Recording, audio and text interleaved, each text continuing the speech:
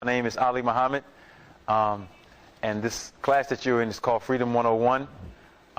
It's basically for the purpose of teaching civics to the community and also for you to learn a process that I have labeled as self-administered reparations. And what we mean by that is economically, historically, civically, you will learn aspects that you can carry out as an individual to repair the damage that has been put on us because of ignorance and a loss of information. Freedom 101, again, works on behalf of this building because there's a group of us who are working to purchase this building for the purpose of educating our children with the information that you're learning now and setting up an educational paradigm that will be of benefit for us in the future, because what we have presently is not of benefit for us. And of course, many of us are having legal law problems all over the place. And in general, not just our people, but everybody has been duped when it comes to history and law in America.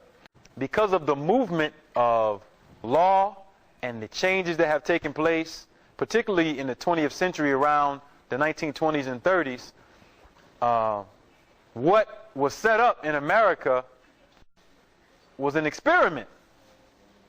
And what we need to learn from it is more information about what that is about, and then the practical way to deal with our everyday concerns. Is that the design of the American Republic and the physical design of the structure of the American Republic is all based on ancient African science, or ancient Moorish science, or ancient Islamic science, whatever terms that you want to use that denote what this is all about. It's all attached to that history.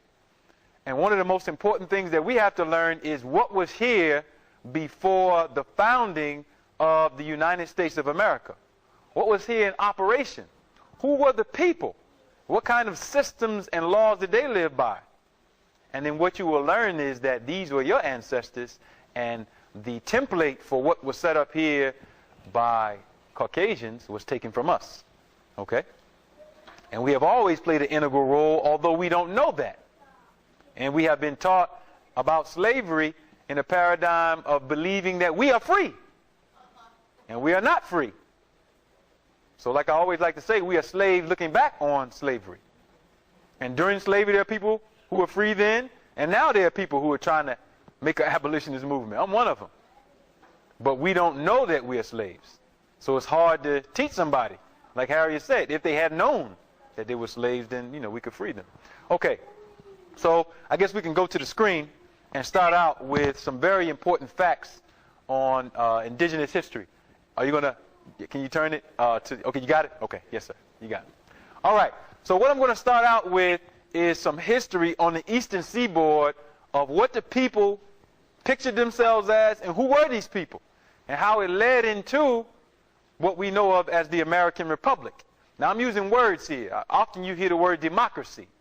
The word democracy is not the original word that was in the Constitution, and we have to figure out, when did this country become a democracy, and what is a democracy as opposed to a republic? And why is that even important to your understanding of jurisprudence and law and civics right now? Okay? Because a republic is what is guaranteed to each of the states by the federal government in this Constitution, Article 4 of the Constitution. And according to the general definition of the word republic, a republic is a system of government that derives its power from the people.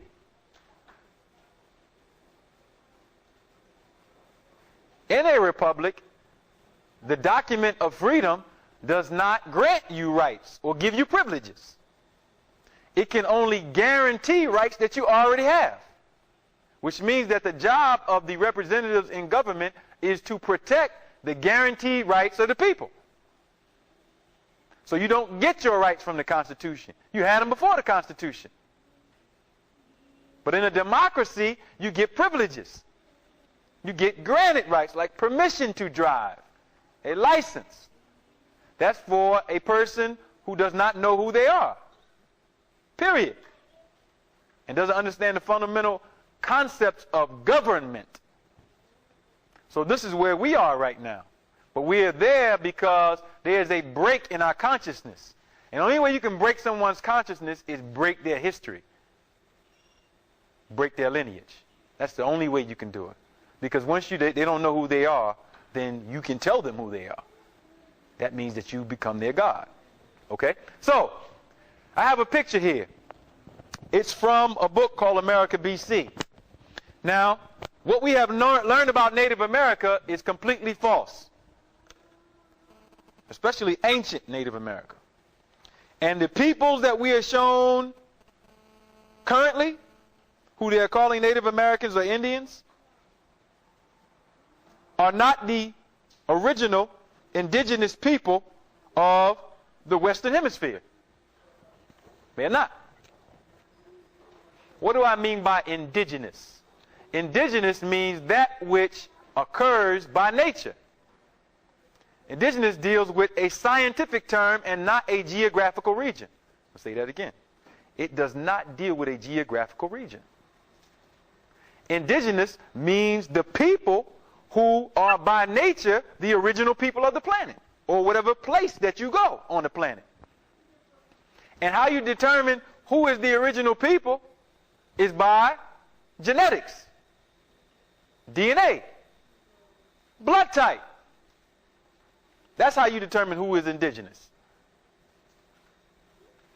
Okay? That which occurs by nature, which means that creation is our sustenance. And the other people are grafted, which means they don't get sustenance from creation. In fact, they attack it. So melanoma and skin cancer amongst Caucasians is a sign that something is very wrong with them in their process of their creation, not being racist and just being scientific. Because you were taught that you were the sons and daughters of Ham, and you were cursed. So we have to tell the truth. Okay? So this is what we look like, our ancestors. All right? Next slide.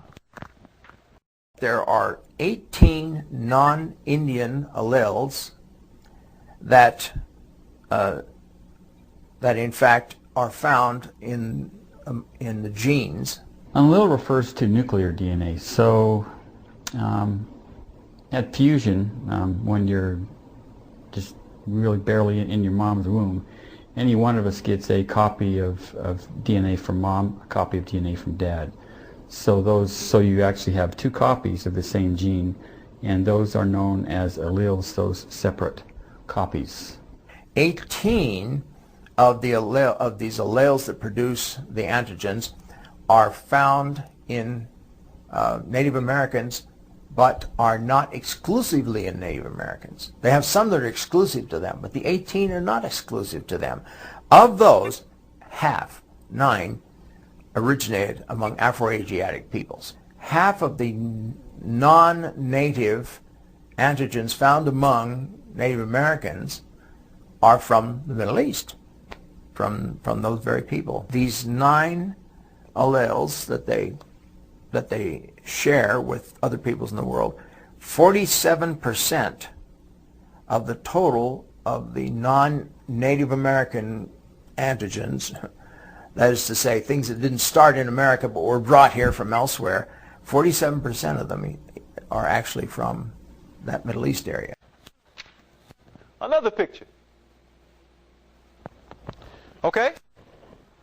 Now, something very interesting is happening here, because I know that, again, we haven't been taught the truth, but of course we are dealing with that now. And what we're going to find out is that the people who lived here look like us, lived our ancient culture that we have learned is African culture in America, and of course, again, are the indigenous people of the Western Hemisphere.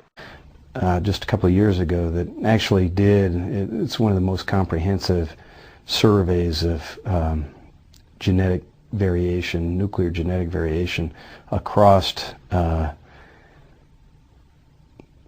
world. And when you look at the data from North and South America, it's clear that the majority of those populations have mixed Asian European ancestry. Although there is an interesting